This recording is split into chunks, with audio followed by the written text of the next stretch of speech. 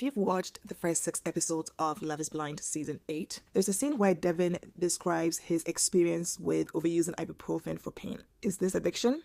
There's a difference between overusing the medication because of addiction and overusing it because it's not the most effective drug for the problem. Let me explain. See, for a medication to be addictive, it has to act on a specific center in the brain known as the dopamine pathway.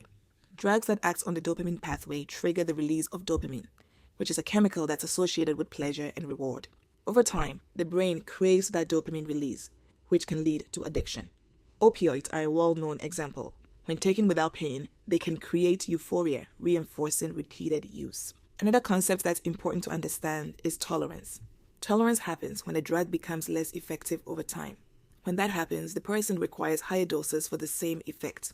Many addictive substances like opioids can create tolerance because the body tries to counteract that addictive effect. So, is ibuprofen addictive? No, ibuprofen is not addictive. It does not affect the brain's dopamine pathway, so it cannot create dependence or cravings. It also does not cause tolerance. So if it's not addictive, then why would he be needing more and more ibuprofen? It's likely because his pain was getting worse over time.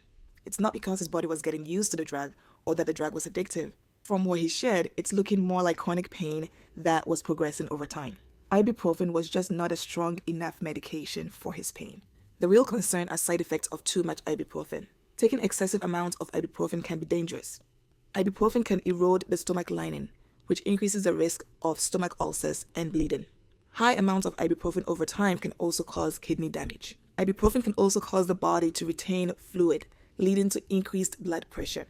Honestly, I'm so glad that he advocated for himself and spoke with another doctor who was able to find the underlying cause for his problem and treat the pain at the source. And if you are familiar with my work, I am a huge proponent for advocating for yourself, for your health, and for your loved ones.